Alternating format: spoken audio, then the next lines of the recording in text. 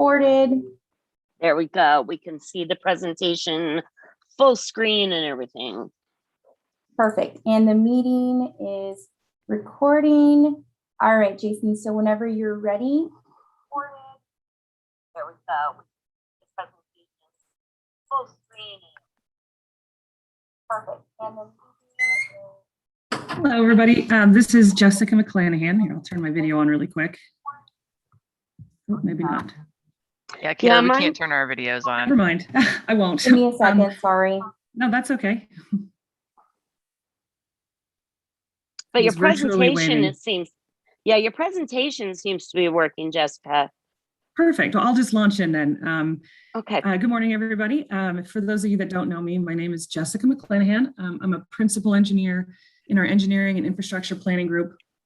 And I'm joined with a couple of our team members today to talk to you about our approach to the upcoming collection system master plan update that we would like to embark on here very soon.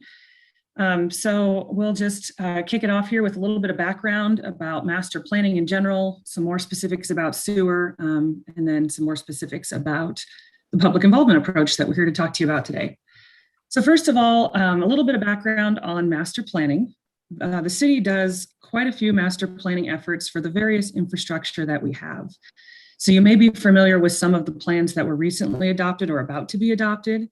Those include the Integrated Water System Master Plan, which is up for adoption this fall. And I'm sure you've been hearing a lot about that recently. That's for our domestic water system.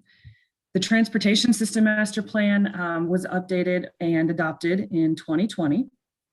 Our existing, I should say, Collection System Master Plan was last adopted in 2014. And that's the plan that we're looking to update here and why we're talking to you today. And then the Water Reclamation Facility Plan, which is our wastewater treatment plant, also had a facilities plan that was adopted back in 2008. So master planning documents are really the guiding documents for how we should improve our infrastructure sustainably over time in order to meet the city's growing needs. They're recommended to be updated every 5 to 10 years. And so we're within that time frame, as you can see, for some of the collection system or sewer related master planning efforts. Some of the other upcoming master planning documents that may be on your radar soon, just kind of as a heads up, would be, again, this collection system master plan that we're here to talk to you about today. An updated water reclamation facilities plan update. So that's specific to the treatment plant.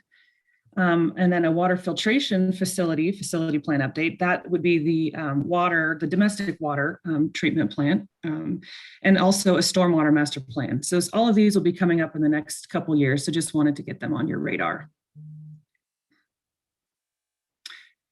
So more specifically, the 2014 Collection System Master Plan prioritized, it really moved actually there was quite a few high-level policy decisions that were made back in 2014. And it was a pretty concerted effort in order to get us to that point.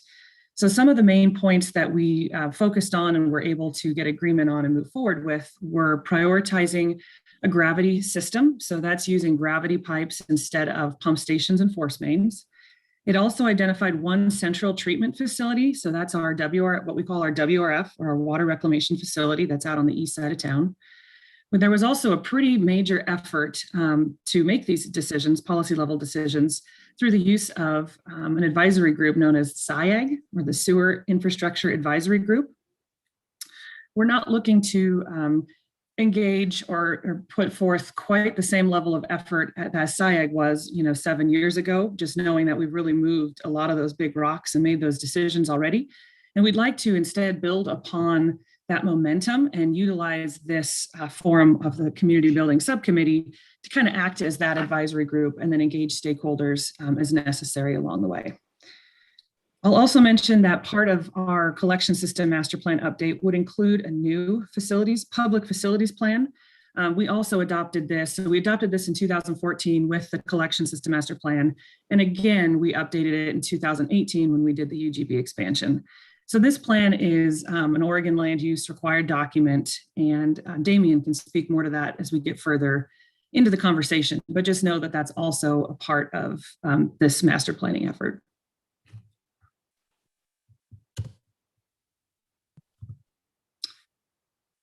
I guess I should also mention too, the picture on the right here is an example of of a major infrastructure project that's been completed since our last collection system master plan update in 2014. Some of you may be familiar with this picture. This is the North Interceptor pipeline, which is one of those large diameter gravity pipes, which was prioritized in the last CSMP. This picture here shows a 54-inch diameter pipe being installed about 30 feet deep in solid rock. I know the picture doesn't do it justice, but that's some of the type of major infrastructure achievements that we've had since the last master plan update. And so with those complete, we're looking forward to creating what we need to do next moving forward. So briefly, I'll just go into what is our sewer system. The sewer system is comprised of 9 major sewer basins that cover about 35 square miles. So the map on the right shows the 9 basins that are shaded in different colors, and they're based predominantly on just the topography of the land. We have several assets within our system, which include both pipes, gravity and force main or pressure pipes, and the manholes, valves, et cetera, that go along with that. We have about 400 miles of gravity pipe in our system, about 70 miles of force main pipe. And then we also operate regional pump stations. So there's currently about 80 regional pump stations, 250 residential pump stations, and 100 private pump stations in our system. As I mentioned before, our water reclamation facility is the only treatment plant that we have within the city. And just for reference, it sees average flows daily of about 6 million gallons per day. Peak flows of about 10 to 12 million gallons per day, and that's really based on what season we're in. And then in some major storm events, we've seen flows up to 20 million gallons per day. The city is the only conveyor of sewage within the city. So unlike water, where there's the city of Bend, Avion, and Rotes, the city is really the only show in town for wastewater. So our customers include residential, commercial, and industrial. As we embark on this master plan, we have a couple just high-level overarching goals that we want to make sure we continue to remind ourselves of and guide us. The first would be that we want to incorporate updated land use assumptions and population growth forecasts. So we know a lot's changed since 2014, which is when the last plan was adopted, and we'd like to get updated land use assumptions and population growth so that we can more accurately plan for our future from today moving forward. We also want to evaluate our existing infrastructure, and this goes to a concept which is sometimes referred to as keeping good pipes good. So we want to make sure that we're also continually investing small amounts over time to make sure we're maintaining our existing infrastructure and our assets. We also will be establishing a new list of capital projects, which is based on the past progress that we've made on some of those large interceptor pipes and et cetera from the last master plan, as well as what new projects should be emerging from our new growing needs of our community. As part of this, we will evaluate our rate strategy to make sure that the plans that we're anticipating are going to be sustainable and in line with what we believe would work for ratepayers as well, so that it's a sustainable funding source. I'll also mention that I think we've had really good momentum with a couple programs within our sewer system, one of which would be our septic to sewer program, and the other would be our pump station enhancement program. Both of these programs they allocate funding each year, and then we can select from a list of projects in order to just start checking them off the list one by one. And we've seen really great success with both of those, that being septic to sewer and pump station enhancement program. So we believe that that'll be also a pillar moving forward in this master plan. So what's going to come out of this plan? What are our deliverables? The first is obvious, an updated collection system master plan. The second is the new public facilities plan. So again, that's that land use document that I referred to a little earlier and that Damien can provide much more insight onto. Third, we'll be generating a new 20-year sewer capital improvement program that's supported by rates. And I'll mention briefly that we talked about not only the collection system master plan being updated, but in parallel, the WRF, or our water reclamation facility plan needing to be updated as well. So these two efforts are going to be happening in parallel. Both of those master planning documents will generate a 20-year list of capital improvement projects that are needed. And it will be our job to put those together and create one master 20-year sewer capital improvement program that's supported by rates. We'll also look to establish a good pipe replacement program. So that's, again, keeping our good pipes good. And we'd like to make a recommendation on a customer reuse program. This is something that we haven't really explored much in the past at the city, and we think this might be an interesting time to start exploring that. So overall schedule, we're here right now in third quarter of 2021. We're in the project planning phase, and we'd like to be in a position to initiate a contract with a consultant to help us through this collection system master plan update in early 2022. We believe the effort will take approximately 12 to 18 months to complete. And so that puts us up for adoption probably in the mid-2023 timeframe. And throughout this entire project, we would be coming back to the community building subcommittee and having various outreach efforts to the community members as well. And so that we're ensuring that we're engaging the public as well throughout this process. So with that, I think I'll hand it over to Damien to speak a little bit more about the land use planning and population growth forecasts. All right, thanks very much, Jessica. Kayla, can you hear me okay? Or can someone tell me if I can be heard okay? You sound Yes. great. Thank you very much. Good morning, everybody. I'm Damien Cernick. I'm a senior planner with the city's Growth Management Division and the Community Development Department. And for my part of the presentation today, I'll be providing a little bit more background on how we're going to be integrating the land use planning that we've done for the Bend Comprehensive Plan into this forthcoming work to update the collection system master plan. So for this particular infrastructure project, we're looking at evaluating and then designing improvements to the collection system based on the planned land uses. So that will include all of the land uses that we've planned for under the Bend Comprehensive Plan. And this includes the list of land uses that we have, including residential, all types of housing, commercial, industrial, mixed use, public facilities like schools and parks, but also the college and the university. I wanted to mention up front that with respect to land use, there's going to be a couple of key pieces of legislation that will inform the work we do with the consultant team to develop a set of data that we would then share with the successful consultant team that then updates the collection system master plan. These include House Bill 2001 from the 2019 legislative session. So one of the tasks that we'll have them do is look at the potential for development of middle housing in our residential districts, so that that information is then used for calculating wastewater flows. And then most recently with House Bill 3318, this is the eastern roughly 266 acres of the DSL property outside the city, east of 27th, south of Stevens. At the same time we're doing this work on the collection system master plan, the team of growth management is going to be working on a concept plan, and then we'll use that to inform the work for then estimating what kind of improvements will be needed for the collection system. So what we're going to be trying to do is really develop a consistent set of land use assumptions in terms of housing units, things like commercial square feet. So the consultant team that works on the CSMP can develop current and future wastewater flows. And then they can also use this data and share this data with whoever is working on the update to the facility plan for the water reclamation facility, so that each part of the sewer system is using a consistent set of data. To do this work, we're going to be working with a team to use what's called the Envision Tomorrow model. And with this model, we'll be looking at estimating future development in the UGB based on the land uses that I've said we've planned for.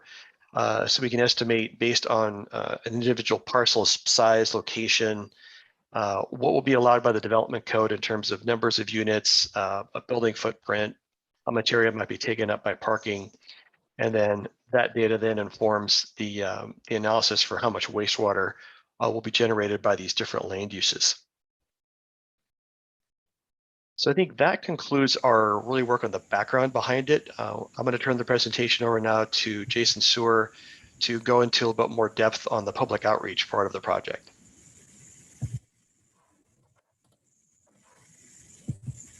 Great, thanks, Damien. Jason Sitter, I'm project manager for the Collection System Master Plan update. So yeah, well, Jessica and Damien have spoken more about the goals of the Collection System Master Plan. I'll speak a little bit more about the goals of the public involvement component of the CSMP. One of the main priorities of the project is to engage, educate, and inform the community. We really want to develop relationships with the community, whether that's community members, property owners, business owners, and really develop a relationship to engage throughout the process of the CSMP update.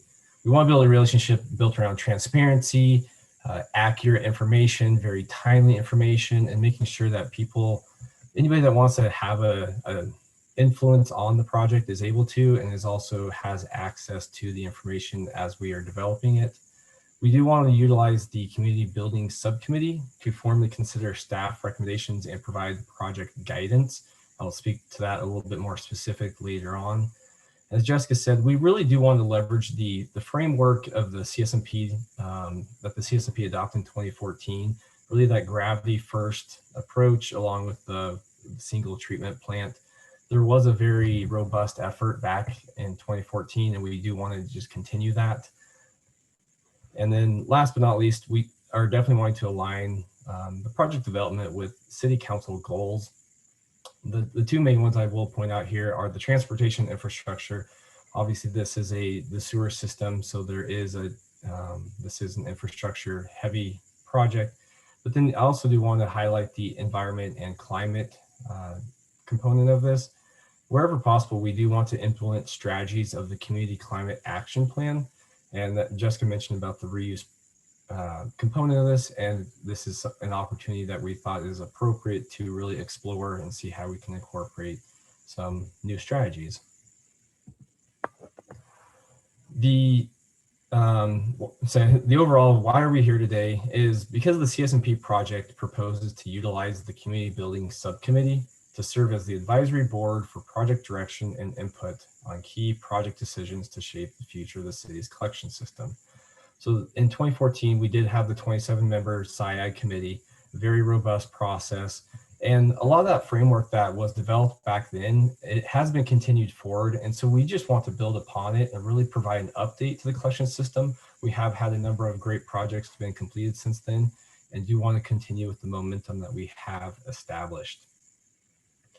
Coming to the subcommittee, there are certain topics that we will be proposing to come and present, receive guidance, feedback related to. Some of the ones that Damien spoke to are the population, housing, employment projections. Really, what is the growth of BIN going to look like? The land use assumptions, what's the type of use of certain properties within the city? That sewer utility rates really goes back to the collection system update that we are doing in combination with the WRF facility plan. Both those projects will be happening in parallel, and so it is important that there is some coordination amongst the two projects for that financial component to make sure that the priorities of the sewer system are accurately assessed such that we don't have competing interests, because both projects do have are utilize sewer fund dollars. And so we will be taking that financial component to this and presenting to the subcommittee when we do talk about sewer rates. And then just once again, just a confirmation on the strategies as adopted and formed by the 2014 CSMP. We do have a number of communication tools at our disposal. Various platforms that we're looking to utilize are listed on the screen. Some key ones I'll point out are the Community Building Subcommittee, project web pages, open houses. We will be including updates within the BIN current newsletter. We do want to go to City Council and present at work sessions when that is appropriate. But we do have a variety of platforms, as I said, and we want to utilize it to make sure that we are reaching anybody that wants to be involved, and also just providing that information and being as transparent as possible. As part of the CSMP consultant team, there will be a public involvement company associated with that, or team members. We will be working with them directly to develop a very robust outreach strategy to make sure that we are successfully completing or successfully implementing a communication plan as best as possible. Looking forward at the schedule, we are here today in August to present to you the proposal to utilize this community building subcommittee as the advisory board for the public involvement components of the collection system master plan. We are looking to come back in October of 2021 and really talk about what those land use projections look like. And that's going back to that Envision Tomorrow model that Damien was referencing. We will have a consultant, not the CSMP consultant, but a separate consultant that does that Envision Tomorrow modeling. We will talk with this committee about what are the projections have been, what do they look like? And then from the guidance that is provided at that meeting, we will then go and run the scenarios within that model and come back at the December 2021 meeting to really finalize and review the findings of that model. And then those results will then be given to the CSMP consultant that we're hopeful to have under contract and ready to start early 2022. Throughout the process of the project, from spring roughly of 22 to spring of 23, we will be coming back on an as needed basis to the subcommittee, really bouncing ideas, getting direction, recommendations. And so just keeping everybody apprised of the developments of the project. This is, as I said, as needed, but I think there is talk about just having kind of standing time for this meeting to make sure that transparency is reached across the entire project development. As we are also talking to the subcommittee, we will also be implementing the communication plan as set forth with our CSMP consultant, as well as developed internally to make sure that we are reaching members of the community. And then the ultimate timeline, the goal is to have a updated CSMP and PFP by the summer of 2023. The ultimate target on this is the 2023-25 city biennium, which does start July 1 of 2023. So if we can get that updated CIP for the sewer fund, that is our target. So with that being said, that's the conclusion of our presentation, and I will open it up for any questions or comments. Hey, thanks, Jason. And I apologize, folks, for the snafu up front, the technological snafu. But we're happy to answer any questions. And as Jason mentioned, I think the 101 in the background is good. You know, the master plans really do serve as the seminal documents for our long range planning efforts, but really looking to see if this subcommittee is comfortable serving as the main forum for the community outreach, again, to be accompanied by an additional communications plan. But with that, we will open it up for any questions.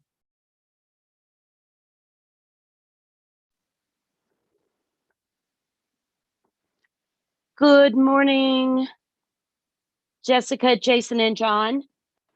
It's the morning of the J names.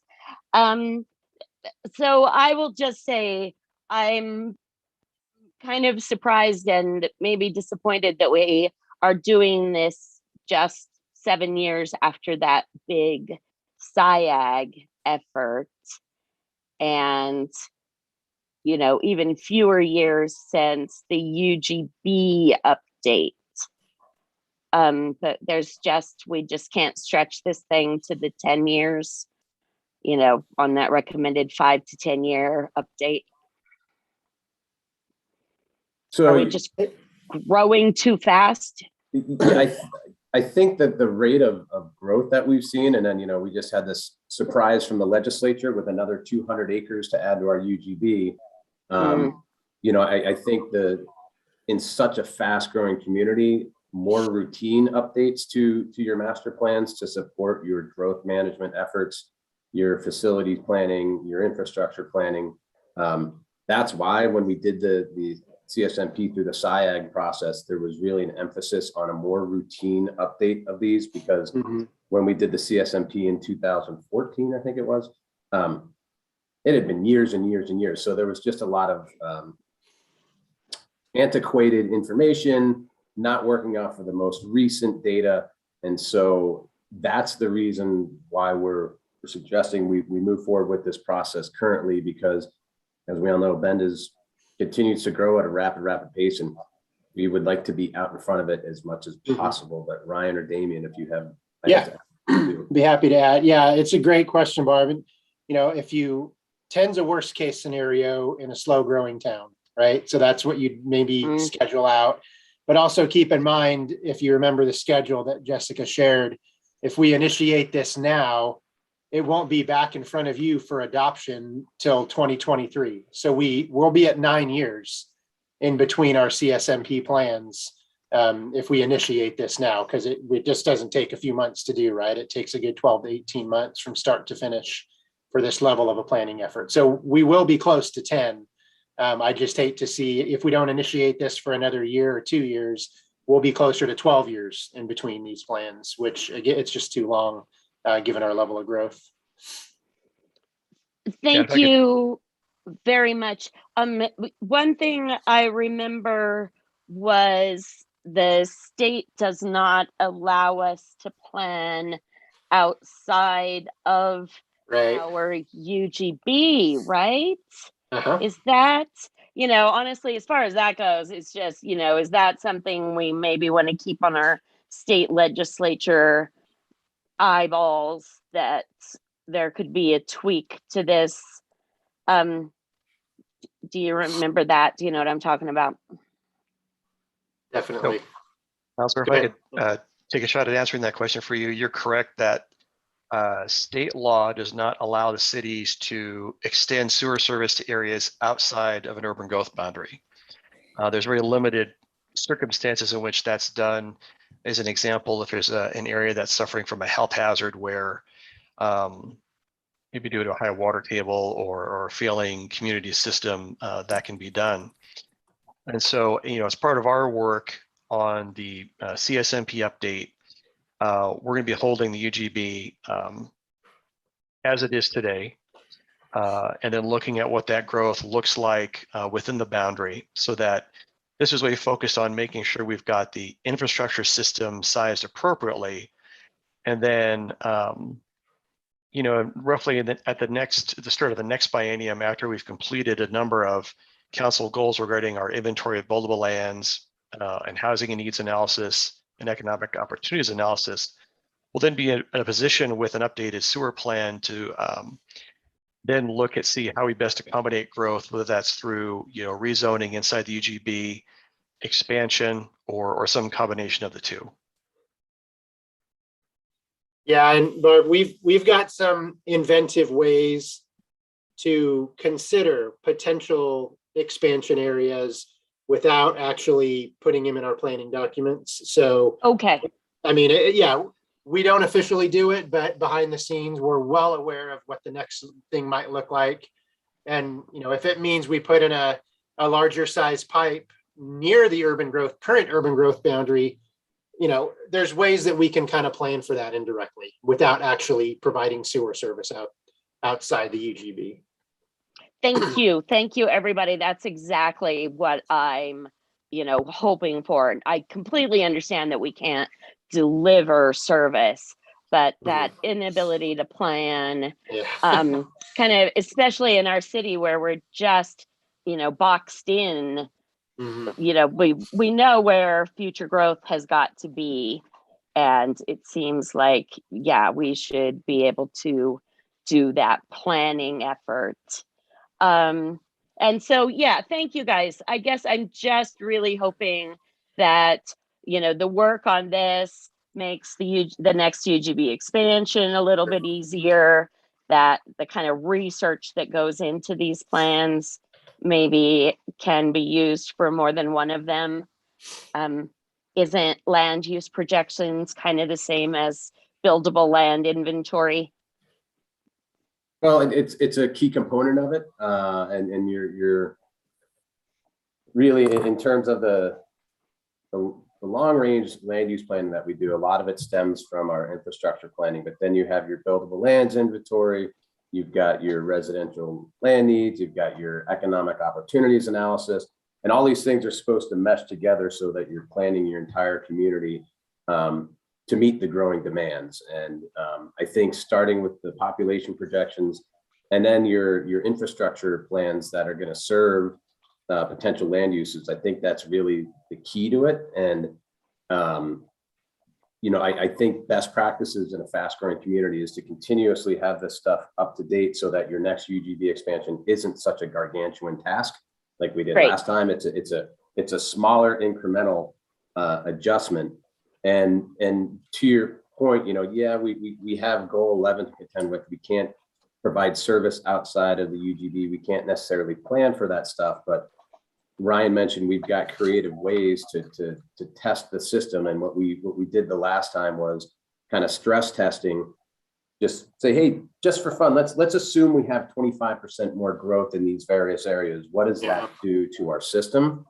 And even with those stress tests, and I forget the exact term we used, but even with that, we're still kind of outpacing where we thought we would be. So again, another reason why we're back in front so quickly.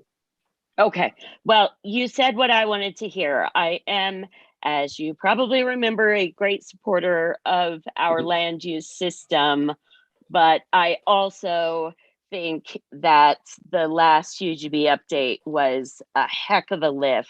And, that's where I start looking for ways to improve the system when it takes a city 3 years and millions of dollars to update the UGB. So I'm happy to hear that, more frequent, smaller updates for a fast growing community sounds like the right way to go. Can I also ask you please about Senate Bill 458? Is that affecting our sewer capacity? So that says we've got to have separate sewer lines on middle housing. Is that right? So you stumped me with Senate Bill 458, Damien. I don't know if you're familiar with that.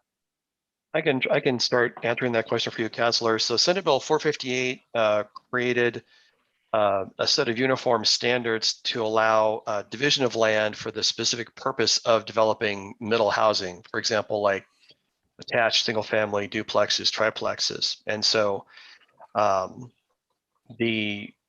don't see the division of land as being as much a key factor as looking at the number of new units of middle housing, because that will then inform the work we need to do on estimating wastewater flows from those individual units. Okay, thank you. And it doesn't impact our capacity putting 2 lines to both sides of a duplex, for example, right? It's still the same amount of discharge going into the system. I think at the end of the day, and Ryan or Damien, correct me if I'm wrong here, but if we have duplexes each that are served individually, it really just simplifies utility billing.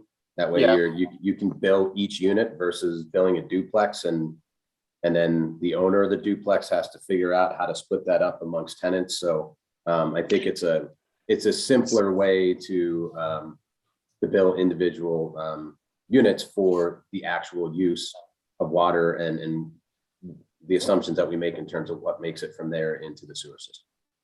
So it is for single family attached and whatever the other is. I'm sorry, you guys.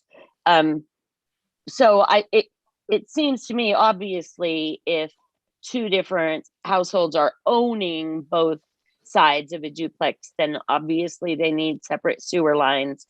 But this includes duplexes with just a single owner. Is that what you're saying? So the bill itself was really focused on creating new lots or parcels on which somebody would develop middle housing.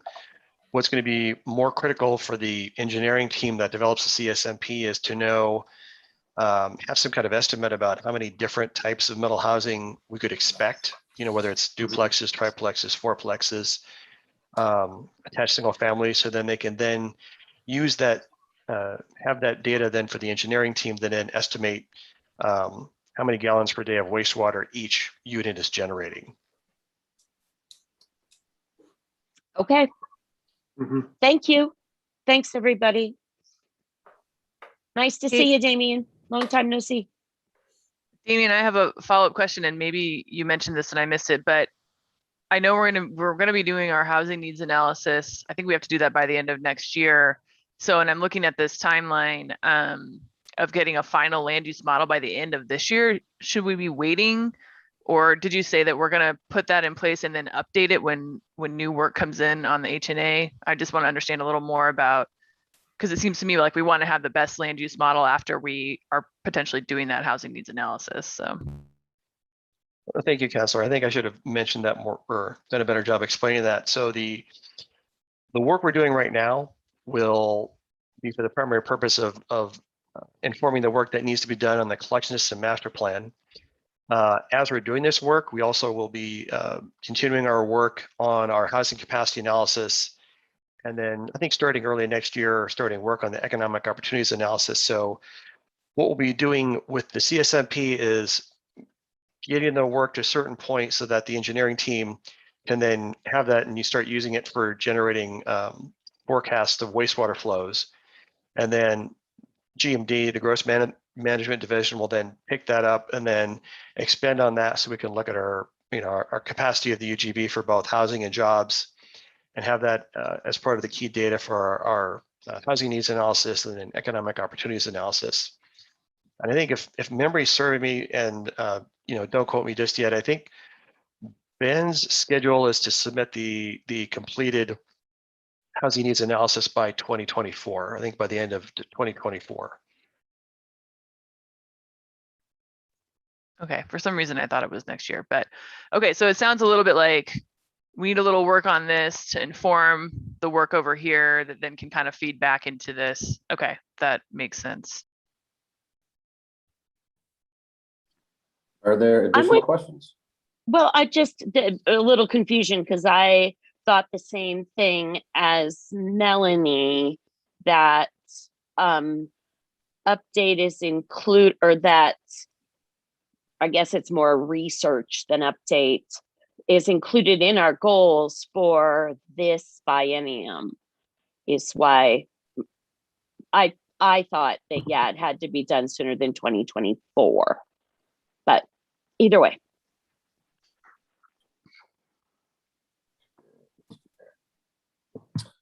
Okay, we can get you a final answer on the specific date. But again, the work to do the housing needs analysis is within the goals and will be done this biennium. And yeah, these plans all kind of build on one another.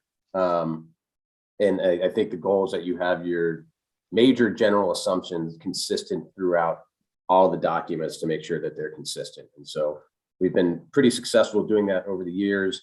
And I will say it's a lot easier to be consistent if you're doing it more routinely versus, building UGB based on CSMPs and housing needs analysis that are years and years old. If they're all within a quick succession of one another, they really are much more reflective of reality. So that is part of the goal here. With that, are there any remaining questions before we move on to the next topic, which is a report out from the sounding board? Just one kind of comment / question, John. This is Rita Schenkelberg.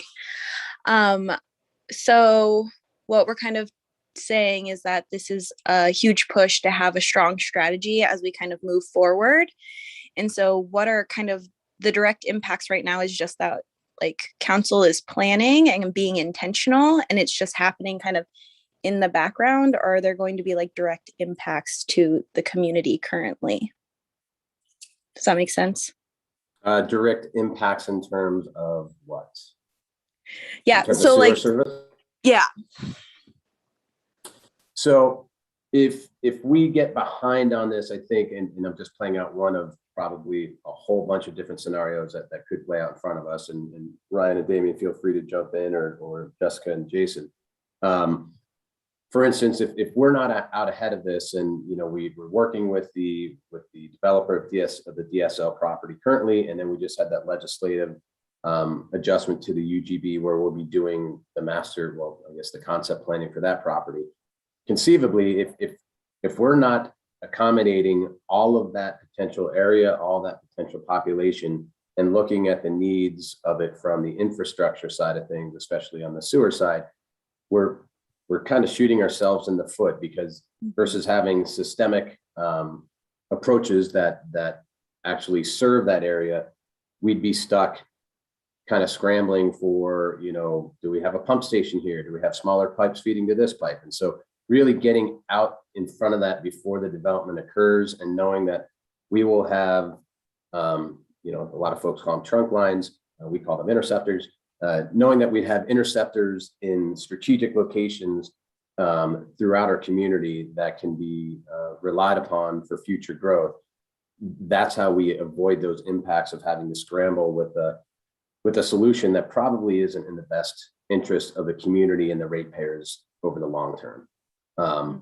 Ryan and Damien, I don't know if you would like to add anything, or Jason or Jessica.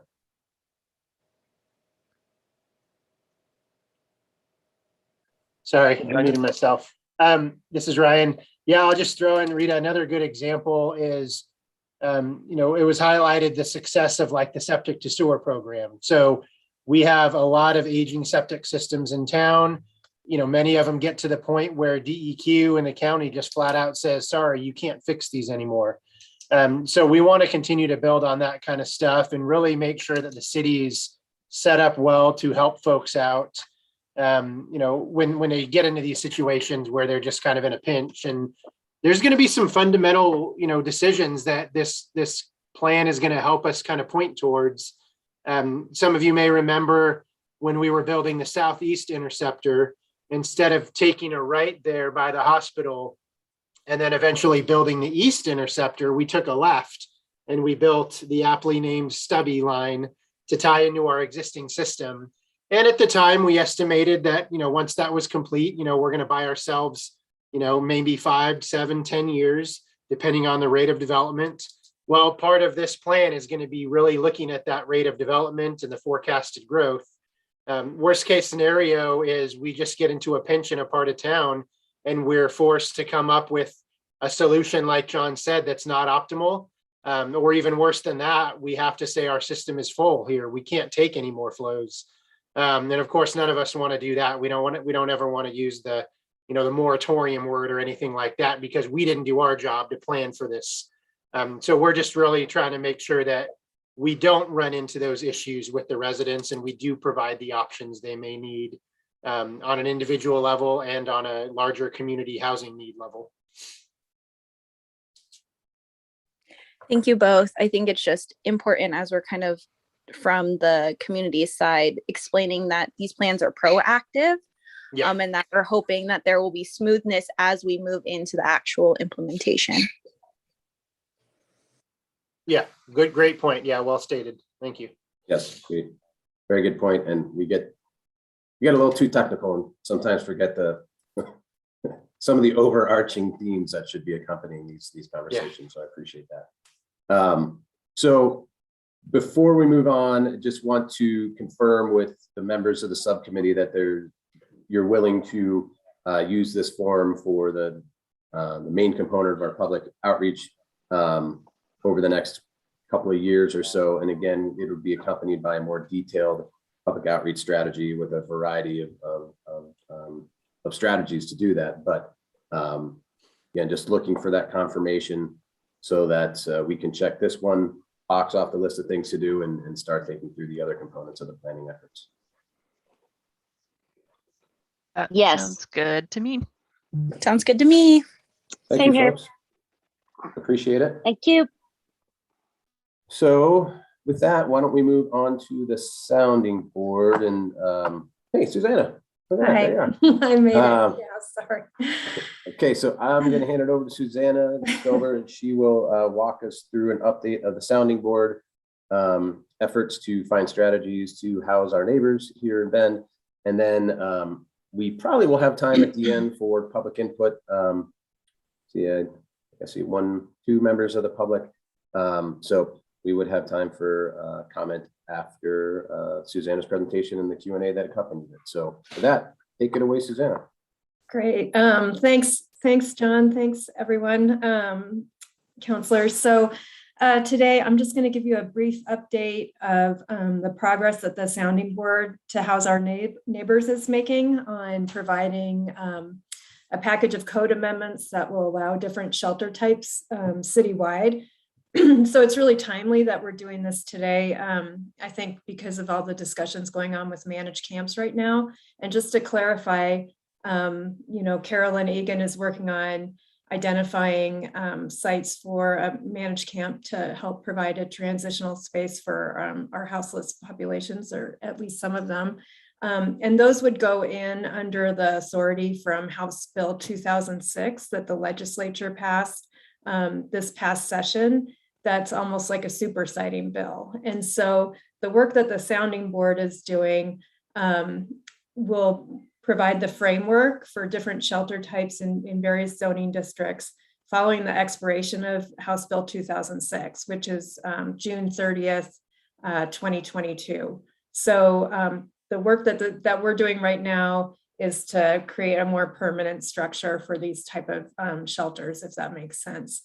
And there's a couple members of the sounding board on right now.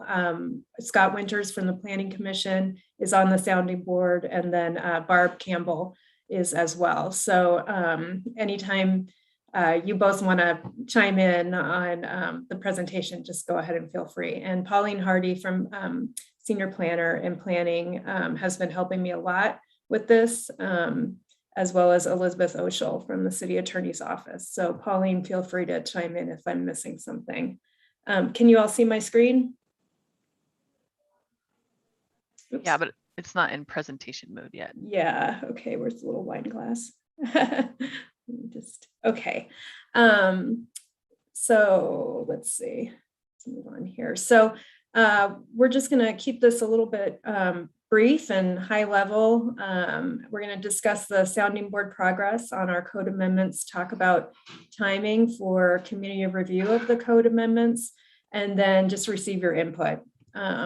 So let's see. And we came to you before a couple months at the last community building subcommittee meeting. So I'll just do a brief refresher, but the sounding board has been working on basically 3 different types of permanent, what could be considered permanent shelter types. And we looked at a whole bunch of peer cities and best practices to come up with these recommendations. So the type of permanent housing shelters would be group, multi-room, and outdoor. And I'll go through each of those just for a review in subsequent slides. But the sounding board is basically recommending that those 3 types of shelters be allowed in all residential, all commercial, mixed use, light industrial, so not heavy industrial, and public facilities zoning districts. All the shelters would require on-site or on-call management for all times the shelter is open. You recommended last time we came to you that you'd like to see some good neighbor agreements in the code, and so we've provided those. So there's some good templates out there. The HLC has a really good neighbor agreement template to follow, but basically it would be kind of rules of operation for the residents of the shelter, and then we'll also include outreach and communication to adjacent neighbors. So on-site improvements, the sounding board struggled a lot with the cost of requiring full paving standards for something like a managed campground, a tiny home village, something like that. It adds substantial cost and time to these projects. And so in consultation with our private development engineering department, we think these can just meet the minimum for ADA improvements, and the sounding board is recommending it to be as flexible as we can with any on-site improvements. And then screening and landscaping. One of the questions was whether, for the sounding board, is whether screening and landscaping should be required for portable toilets, for trash, because those add costs, but they felt like adding these to a site development would help with neighborhood acceptance of these type of facilities. So they'd like to recommend that restrooms, trash receptacles are required, and then also have to be screened by landscaping or a fence.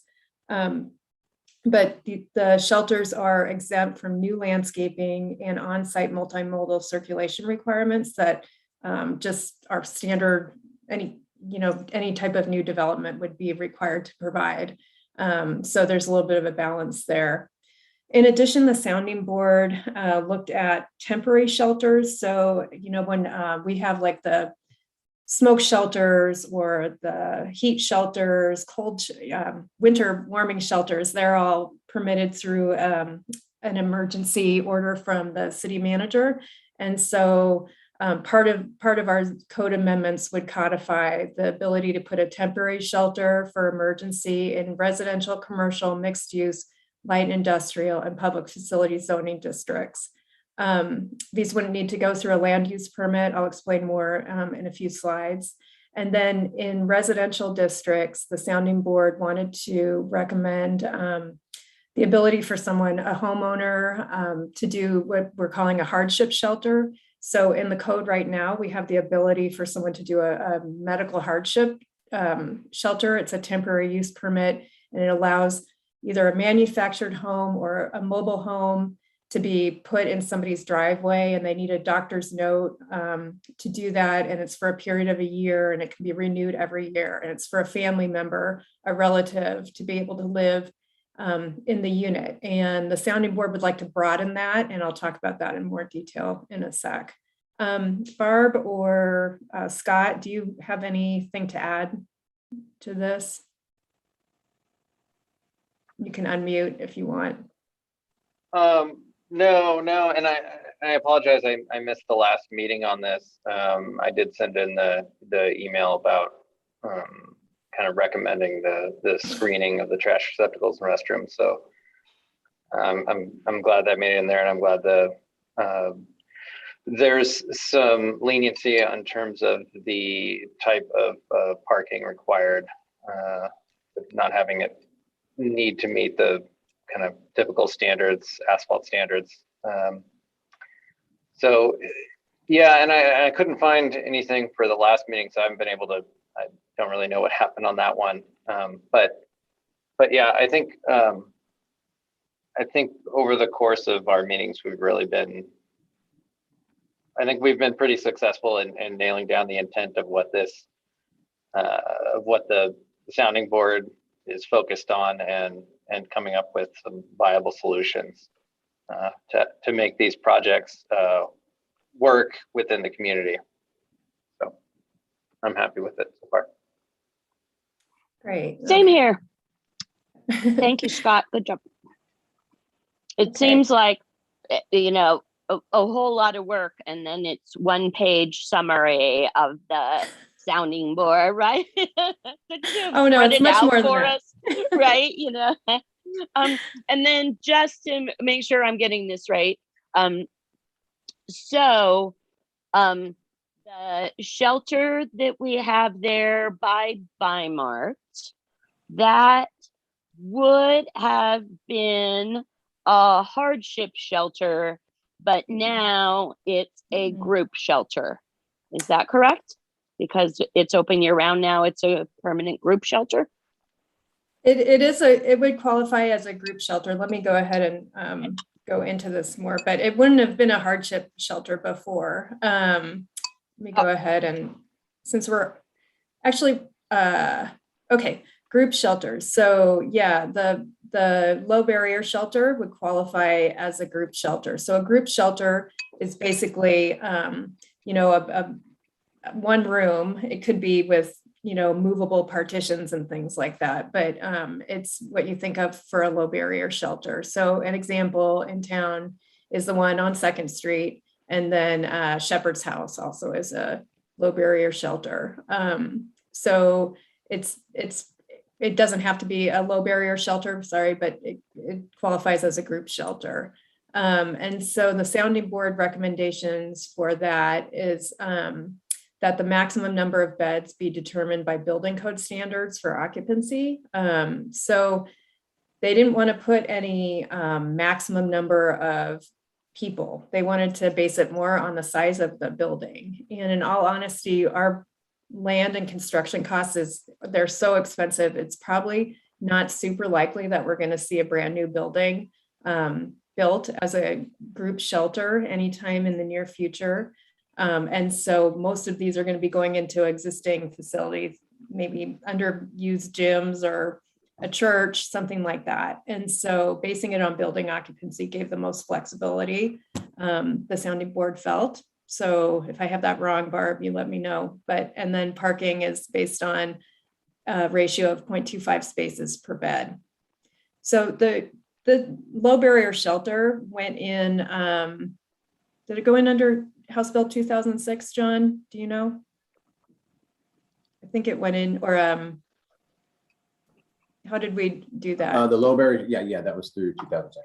That's what I thought, the super citing bill. So Barb, these code amendments would allow this use to be permitted. It wouldn't need to like a super citing authority from the legislature to be able to be, constructed or provided.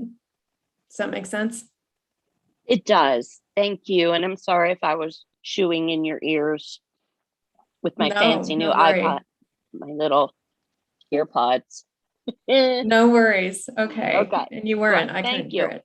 Okay. Okay. Thank you. Counselor Keebler, do you have a question? Yeah, what was the discussion around parking and why we need to require parking for shelters? Yeah, that's a great question. The sounding board had a lot of conversations about parking, and there's a few things, and Scott and Barb, you can chime in if I'm missing something, but just number one, for a lot of folks that are houseless, their car is their home. And so if we don't require or provide some sort of parking for them, it's creating maybe overflow parking on streets, or they have to put their car somewhere else. They can't have their belongings close by. So for a lot of folks, it's almost an incentive to use a shelter if they feel like they have their space outside that they can go to have their medications, things like that, because there's a lot of, from the service providers on the sounding board, there's just a lot of stuff that can happen between, the users of the shelter. And then the second thing is for the service providers that come to the shelter every day, they likely need a space to park.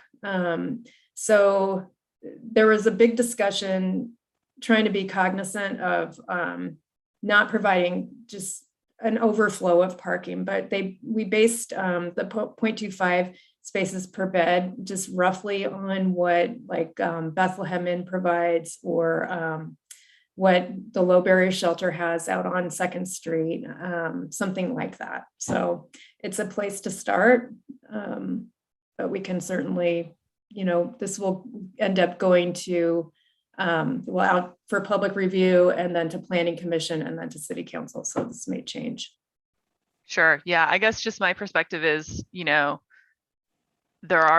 the shelters are already providing it because they understand that need. And also your comment that we're probably not going to see these be in new buildings that are being built, which is to me what the parking requirement usually is for when new development happens, the policy of requiring space for cars. So for me, I just would prefer not to have this requirement in there and to let the service providers and the shelters determine what their needs are. I just, I don't want to, as long as it's not an additional barrier, because I wouldn't want a shelter space or a converted hotel or something to say, hey, we don't think the type of people that are going to be here are going to be using all of this parking, and neither are employees, and we want to make a little parklet here, or we want to make an outdoor day waiting space here, and they're not able to do it because it cuts into their required space for cars. So that's just my perspective, but I see that it is I'm just like, how many beds are in our 2nd Street shelter, and how many of those folks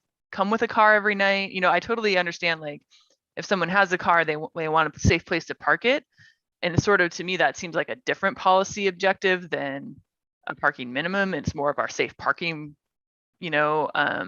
policy, or some other way we could help ensure that space is available for people that do want to make sure their car is safe. So that's just my comment for now. Yeah, that's a great point. Scott or Barb, did you want to talk about that at all? Yeah, I think that was in terms of the vehicles and how people using these facilities, how they treat their vehicles. That was the service providers really provided a lot of insight into that discussion. And a lot of these people that are using these, they might be a little more transient. They have, like you said, medication. There's possessions that they might not be wanting to bring into some of these facilities, and they might right now have a car that they park somewhere, and that's just kind of their home base, or again, where they keep their absolute valuables. And there was a discussion. It was just more than just the parking, but if we are too restrictive, or there's too much, if it seemed like there's too much of a burden for the users, then they might not actually even use these facilities. And so if they don't have a place nearby for their vehicle, then they might not even use it. And I know that came up. And again, this 0.25 is just kind of a number that we had decided on, and I think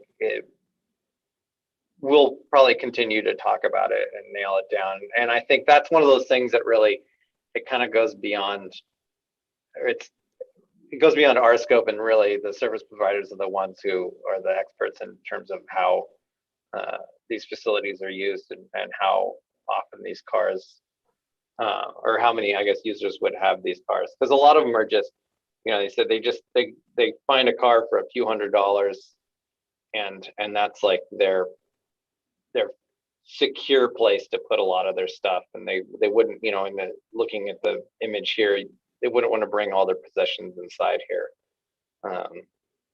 So they have the cars,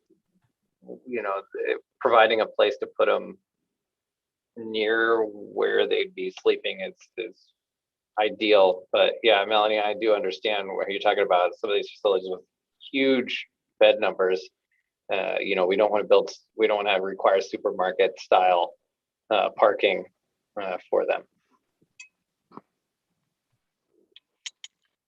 Thanks, Right. Scott. Thanks, Melanie.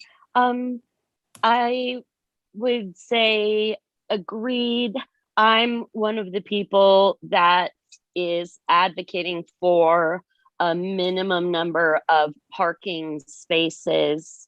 It seems like we discussed that it might be X number of parking spaces up to the first 25 either beds or units or whatever it is. And then from that point up, the parking requirement could be less. And that is because of my concern about service providers and just how many service providers come and go during the day. From my perspective, I completely understand that you are saying you don't want parking to be a barrier to housing for humans. But what I see as a barrier is neighbors. And I feel like one of the real touch points for disagreement with neighbors is parking. So for me, this is kind of taking away, or at least reducing that barrier, that the neighbors are going to say, this is going to be horrible for us because of all the parking that's going to end up in our neighborhood. So thank you. Yeah, I guess my final comment on that is that we're receiving tons of neighbor feedback right now, and it's all about the perceived assumptions of behaviors and what type of people are living unhoused in our community, which is a whole other conversation that we need to be having with the public. But for all of these, and Suzanne, I want to see your other slides too. I am pretty firmly in the camp of, I don't think it takes government regulation to get to the point where we have the service providers providing the adequate amount of parking. It sounds like they very much understand that issue. And for the reason you said, Barb, too, are also motivated to make sure there is enough parking in any building that they convert to a shelter. And given how, we've developed with parking minimums over the year, if they're looking at an older building, it's likely it's got plenty. So I just, that's what I'll say on that. And I won't mention it again, but anytime you see a parking minimum, just imagine me making that point.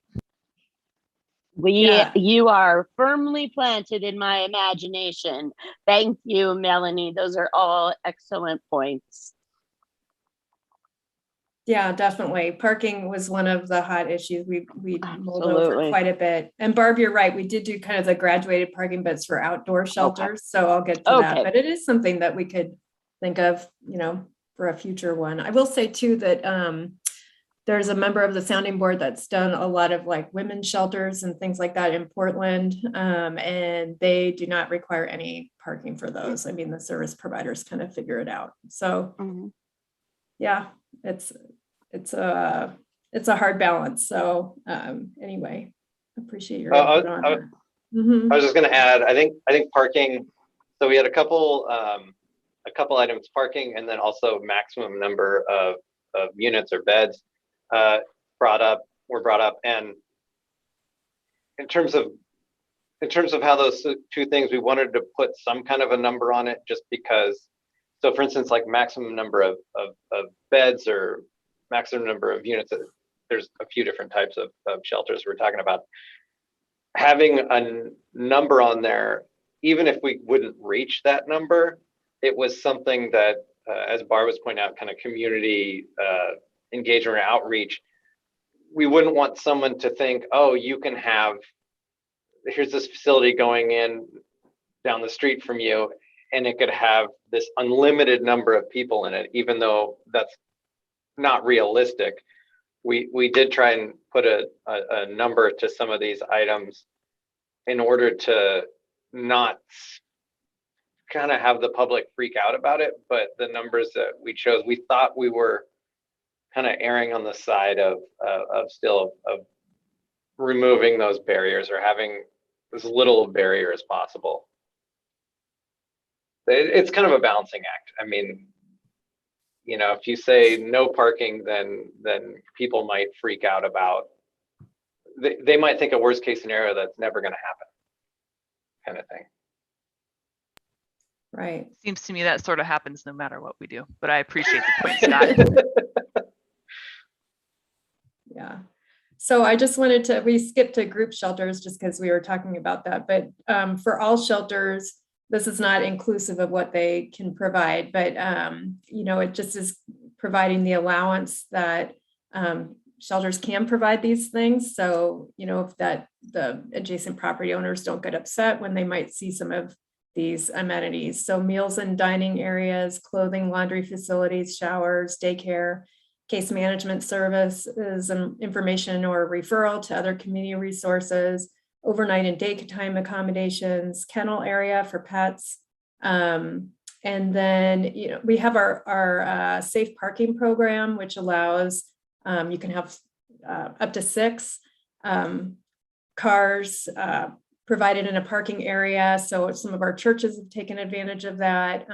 So you could have like an indoor shelter, a group shelter, like the low barrier one, and in the parking lot, a safe parking program. You can have those simultaneously on the same site if it made sense for service for folks. And then other facilities and services to support the primary use. So that would be something like a storage, things like that for folks who are using the facility. So those are for all permanent shelters.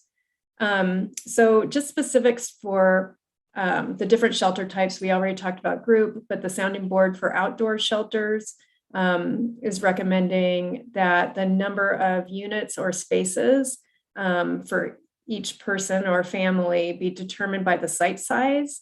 And again, the outdoor shelters could be, what you think of with a tiny home village, which is kind of like what we're looking at here. This is St. Vincent de Paul's development that they are seeking approval under House Bill 2006 for. Their main facility is over here just west of the site, I think. So they're doing a combination of these tiny home type sleeping units. And then they also have a emergency shelter. It's a family residence, and then residence facility too. So they're kind of combining a bunch of different stuff on their property. And so using what the sounding board is basing their maximum number of units off of is a ratio of 1,000 square feet of gross acreage for each unit or space. So using this formula, an acre site would have a maximum of 44 units. A 10,000 square foot lot could have 10 units. So it's kind of graduated based on the size of the site. And this outdoor shelter definition covers managed campgrounds too. So just for comparison, for what Carolyn is looking at right now, I think the site on 9th is by the church is about 1.2 acres. And she is, in talking with the service providers, anywhere from like 12 to 15-ish people or to 20 is kind of like manageable. And so in reality, we likely won't see this kind of density just because it gets a little hard to manage. But the sounding board felt like putting that maximum based on the site size, would provide some flexibility in case we have an onslaught of people that need help. And we, like Scott said, putting a maximum on things is a hard balance between, community acceptance and providing for the people that are using them. So this is what the sounding board is recommending. And as Barb was saying, it's a graduated parking scenario. So it's 0.5 spaces per unit for the first 16 spaces. And then anything above that is 0.33 spaces per unit. So that would provide space for the service providers and the volunteers that might be coming, but not overflow the parking. And then for anything above that, it's less of a parking ratio. Barb, I think you're muted. Oh, okay. Mostly I was talking to my dog, but I will say now looking at these numbers, it seems like maybe we still are a little higher on that parking requirement than we need to.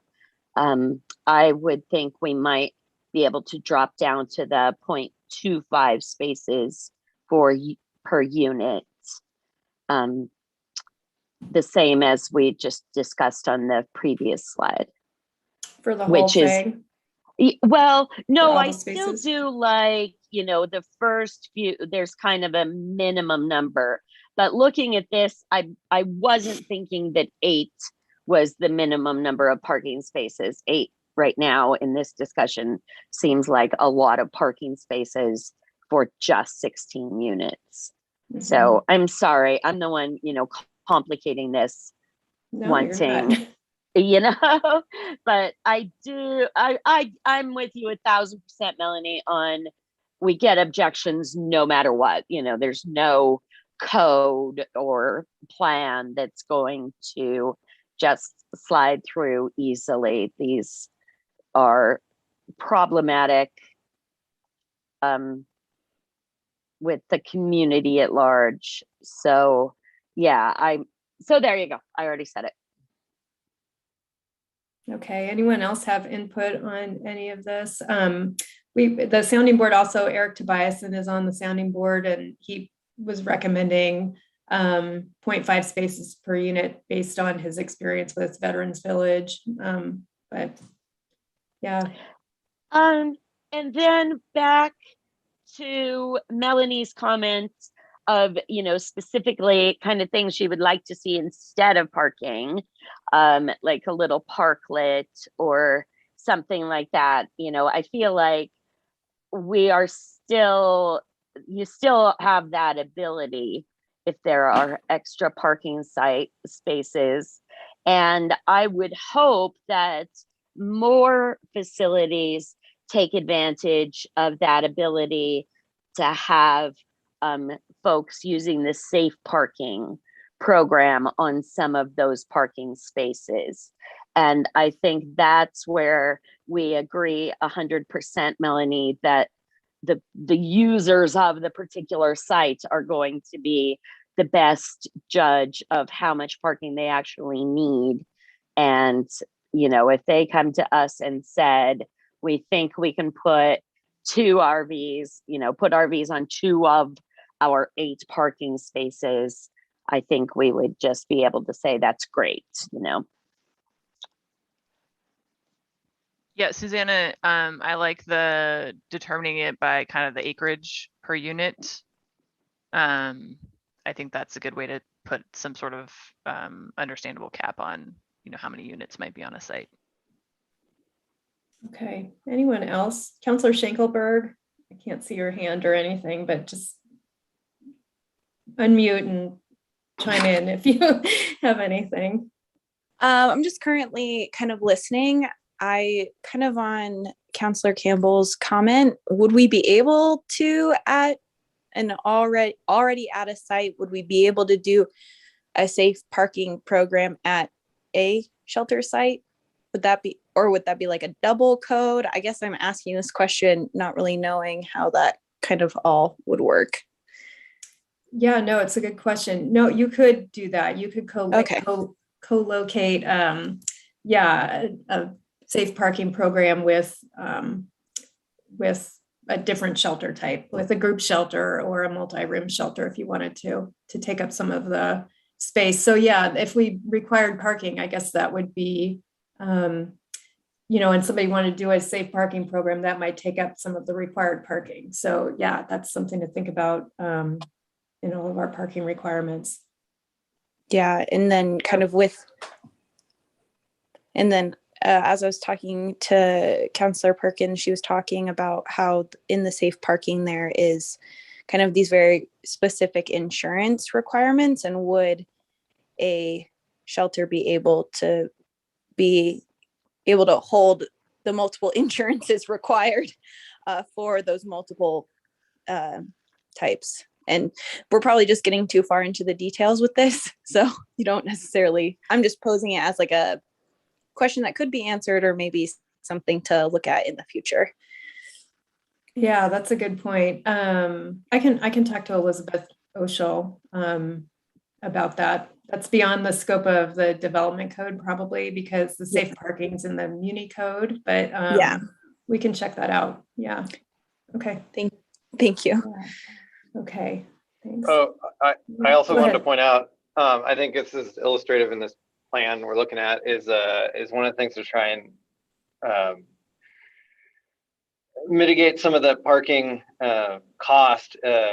In this plan right here, the only asphalt would be along the accessible parking spot, and the other parking areas could be compacted gravel, which not only costs less than the asphalt, but also if you think of stormwater runoff, and you know, if you have this all as hardscape or a hard paving, then you know you might have to put in a dry well, which means you're possibly blasting through rocks or digging down, putting in catch basins and things like that. So if it's just gravel, you don't have to do any of that, most likely. So it's even though it does eat up space on the site, the cost per space is considerably less having these kind of alternative parking measures. Yeah, That's a great really point, good Scott. Yeah.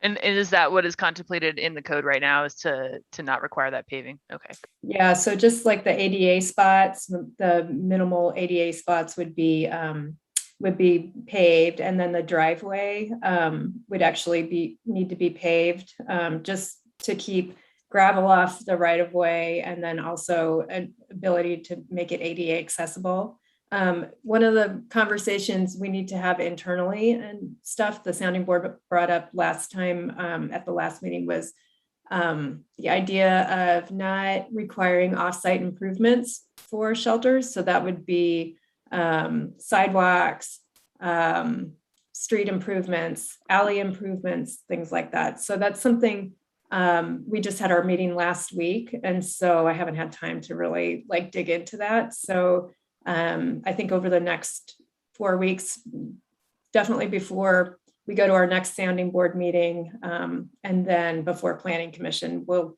kind of run that around internally and see if we can figure out something. So yeah, that would be those offsite improvements. So the onsite improvements that the code is dictating, that the sounding board is recommending, is just the minimal ADA spaces. So that would be like here, you know, and then like these 2 units could be ADA accessible. That's required by the building permit, building code.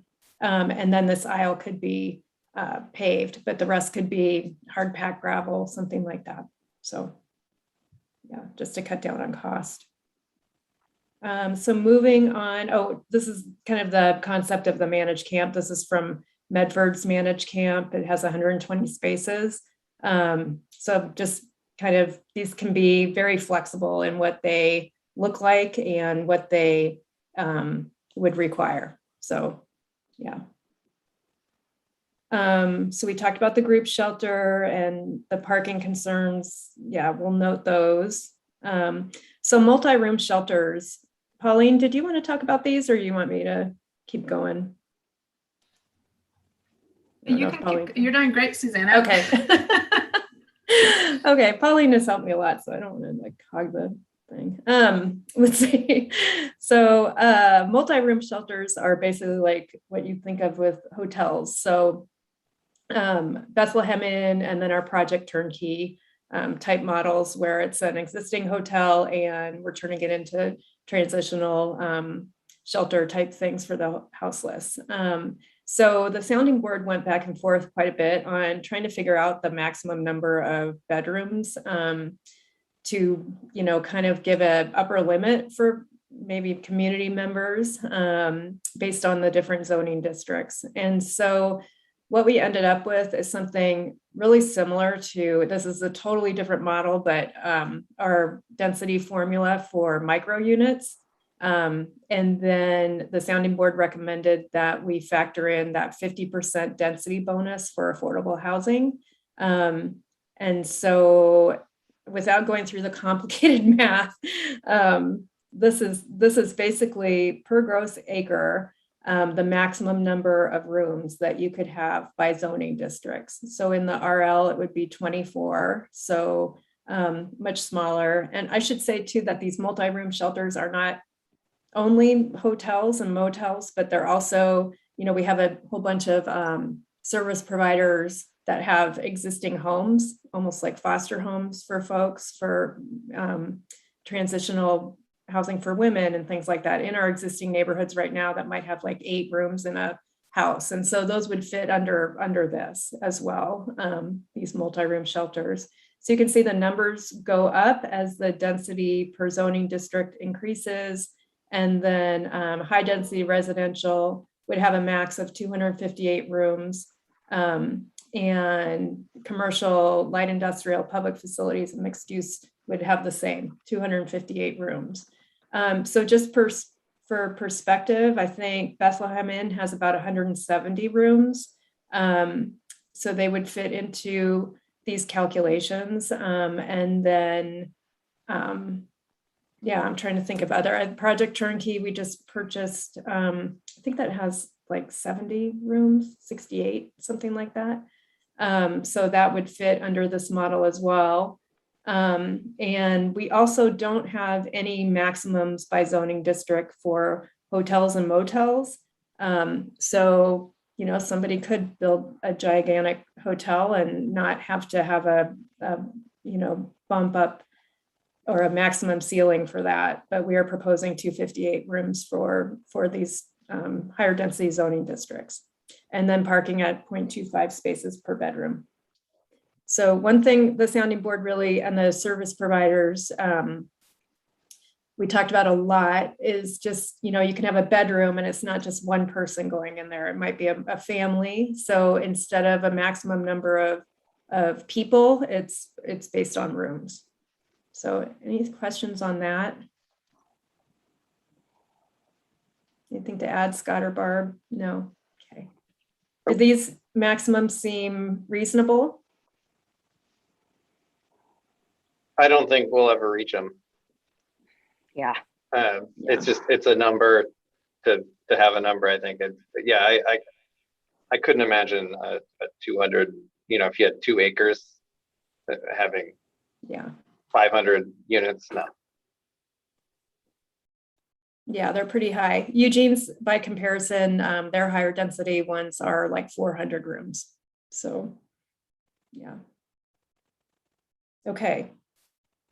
So let me know. I'm just going to go through this because I know we're getting short on time a little bit. So I explained we also wanted to codify the ability to do a temporary shelter. And so that means using a group, multi-room, or outdoor shelter for a period of not longer than 180 days. Our building department can issue a temporary occupancy for 180 days. So this limit makes sense. Any longer than that, we get into more of a building permit or permanent code type of stuff. So this is, again, is for emergency situations, no land use permit needed. The shelter still must meet the minimum requirements for sewer, either sewer or septic being hooked up to either of those. You can't dump waste into the ground, can't impede normal use of driveways or circulation aisles. So these are more like fire, heat shelters, things like that. So any questions on those? We don't have a parking minimum or anything like that for these. Okay. Okay, and the final type of shelter, we get quite a few calls from folks wanting to, or at least I have since I've been here, to house a family member or just a friend or something like that for a 3-month period of time, whatever, in an RV in somebody's driveway. And we don't have the ability to allow that currently. So this is, like I said, would replace the medical hardship provision in our code by allowing, just anybody that owns a home, if they're, if they don't have CCNRs or HOA that would prohibit it, using an RV as a temporary use. So it must be on a residential zone with a permitted residential use. Scott, I know that at the last meeting you wanted to expand that, but the sounding board thought it would be too broad. So they wanted to narrow it to just residential use.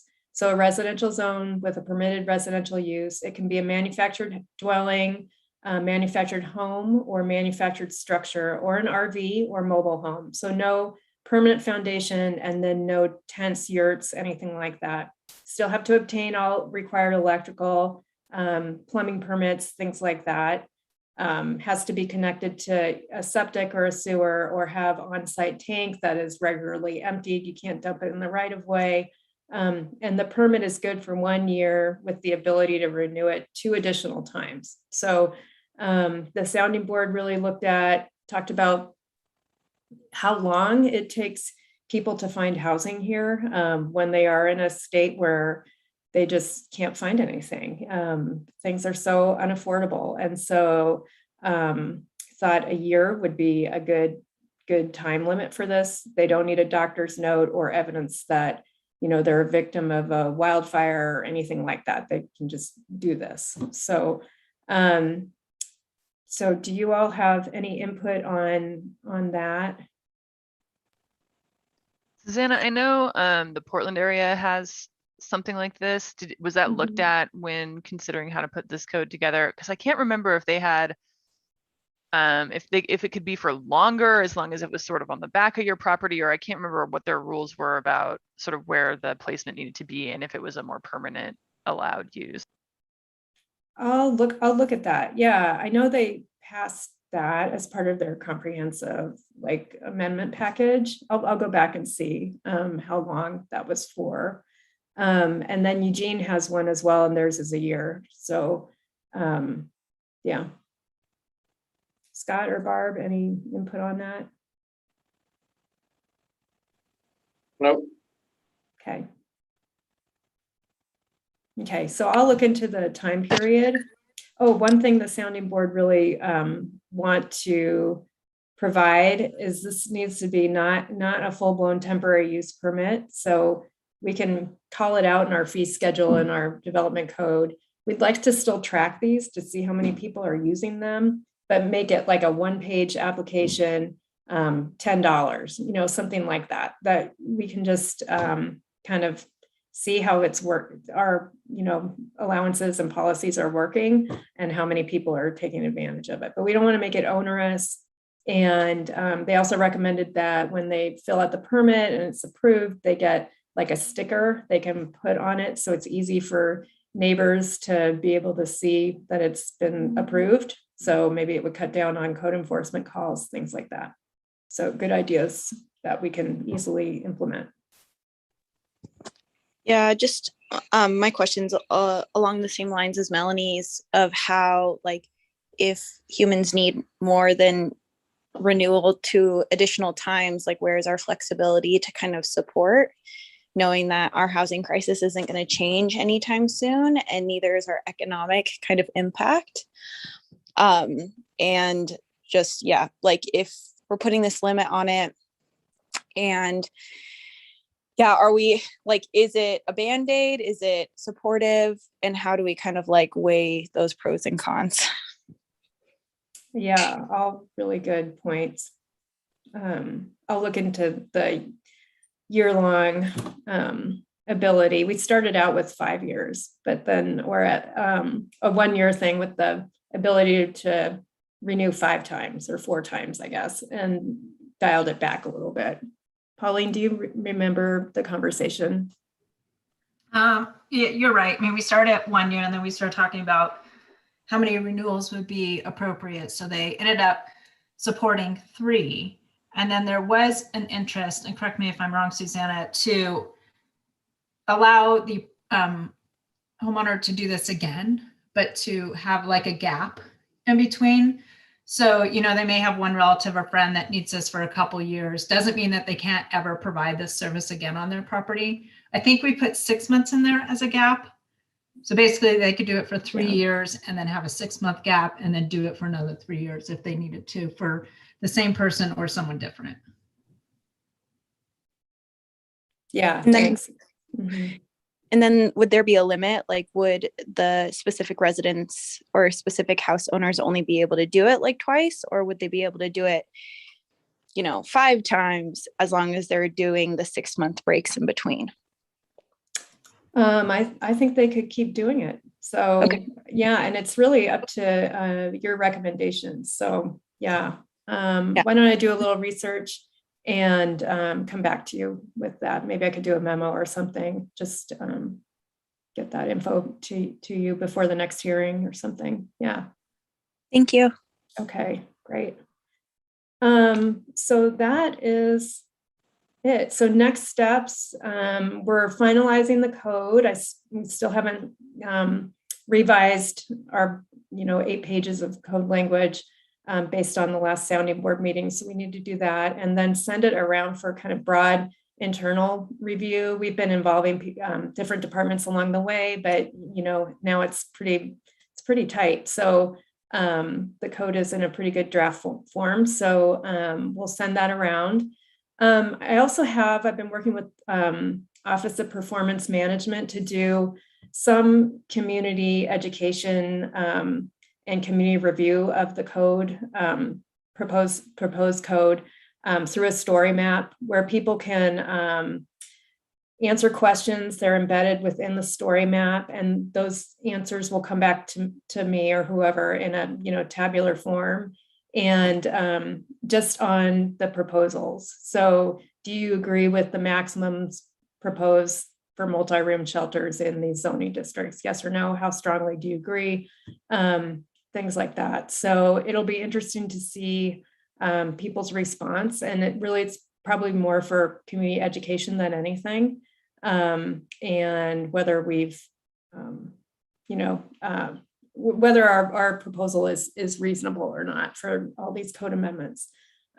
So once we have that community review, I'm hopefully going to get it out the first week of September, and it will run all month. So we'll meet sounding board either late September or early October to review that input and then finalize our recommendations, and then we'll go to Planning Commission and City Council. So any thoughts on that?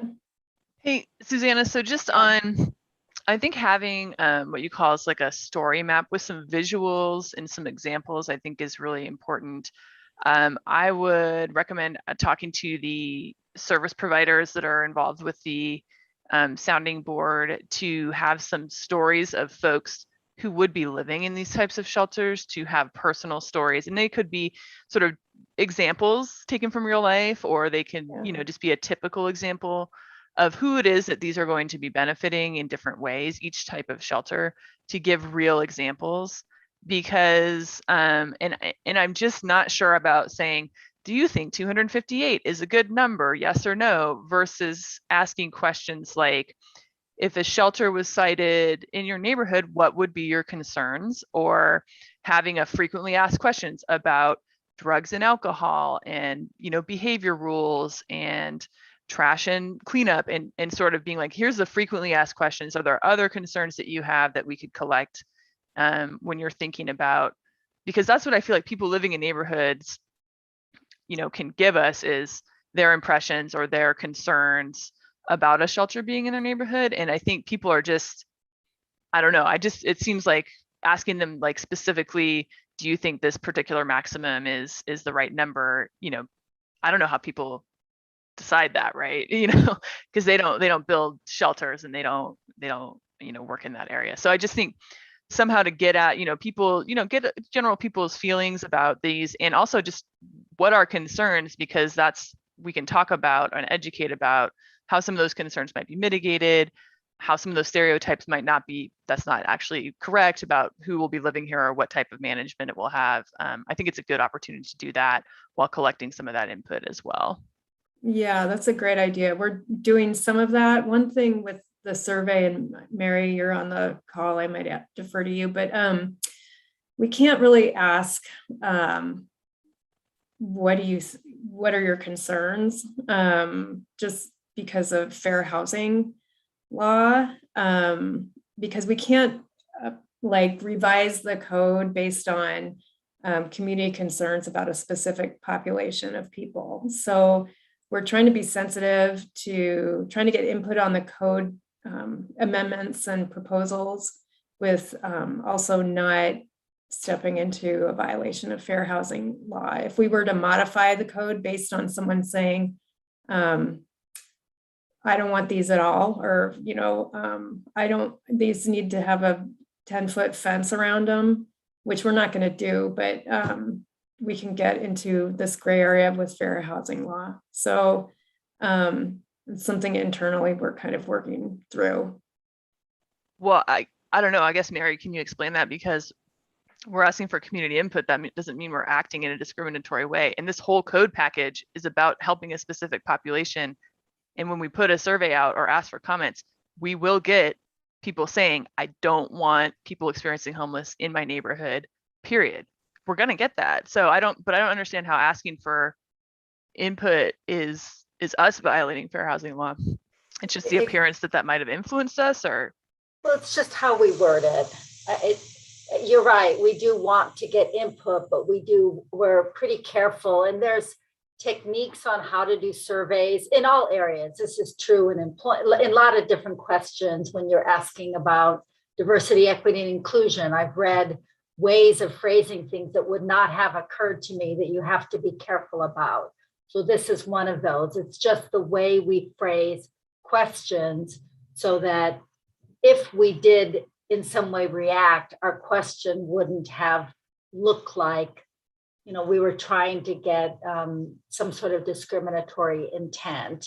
And I get your point that we just want information. We want to know what people really think. So that's kind of the balance that we work on with Susanna and communications, and then the lawyers looking at, well, what are best practices out there, and what are words that we need to be careful, and ways of asking that we need to be careful about. Okay, that makes sense. I guess, yeah, whatever I said, it doesn't have to be worded that way, but just the idea of getting more general information instead of just being like, do you like this number, yes or no? I guess that's my main point. Okay. Keep that in mind. Yeah. Okay. Anything else before we move on? Well, somehow we are right on time with 10 minutes left for public comments. Dave and Scott seem to be the only ones here. Dave has a question. No, I don't know who to put this question to, either you or Kayla. When will this be online and where? I think this should be something that the NLA should be aware of. I don't know that they need to go to the whole depths, but I think it's a resource that they need to have available to them.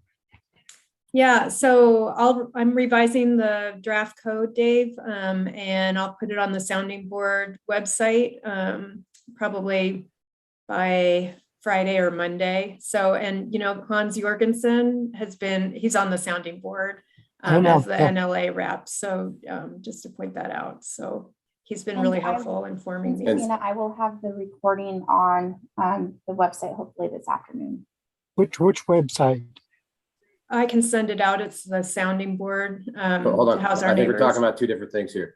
Dave's asking about the recording of this meeting and when it will be available to the public. And so, Kayla, would we post that on both the sounding board website as well as the community building subcommittee portion of our website? Yes, I can get it posted to both websites. Okay, thank you. Because I really think that both of the issues that we've discussed today are fodder that the NLA needs to at least be aware of. Thank you. Thank you. And John, it looks like we do have a public comment. Okay, great. And our caller is Karna Gustafson. I am so sorry, Karna. I've given you the ability to unmute. Thanks, Kayla. You did a good job. Karna Gustafson here, Central Oregon Builders Association. I'm going to put a different hat on. I'm going to put my lawyer hat on. I represent a lot of HOAs. And the RV in the driveway can often be restricted by CC&Rs. I know you don't get into enforcing those with ADUs and all kinds of other things. Is there a disclaimer you could put or something saying, please check your CC&Rs or something that can get people to look? Because I could see fights happening, you know, where people just aren't aware of their own rules in their community. They go through the process of the city and then all of a sudden there's this big article in the paper about how this HOA doesn't allow it. But just my thoughts. Barry, take it away. Well, we've had this request before, mostly with things like short-term rentals, but I would say with any code adoption. And our concern has always been, we understand the intent of wanting to alert people and avoid neighborhood fights. But having read my share of CC&Rs, particularly older ones, they are not always a model of clarity on what they are regulating. So for us to be really saying much of anything about them, they are just private covenants, and starting to say, well, look for this, and look, like, why aren't we saying to look for other things that the city is valuing or not valuing? It does start to go down an area that we have consistently advised is not for the city to get into with private CC&Rs. I mean, it's something council could talk about. We definitely talked about it with short-term rentals, and just the option of saying, look at your own, but we don't say that for everything. So calling this out would be inconsistent with the way we've done it for other things. Yep. ADUs, those types of things as well. Everything, yep. Again, we understand the issue, but people buy into areas with CC&Rs, and in our opinion, it's up to them to know them, not up to the city or our processes. Kayla, do we have anybody else who is wishing to comment? Nope, it looks like we have no more callers. I do have one request because of all the craziness that happened at the beginning of this meeting. Can we get a minute approval from the last meeting minutes, please? I move to approve the minutes from the last meeting. Second.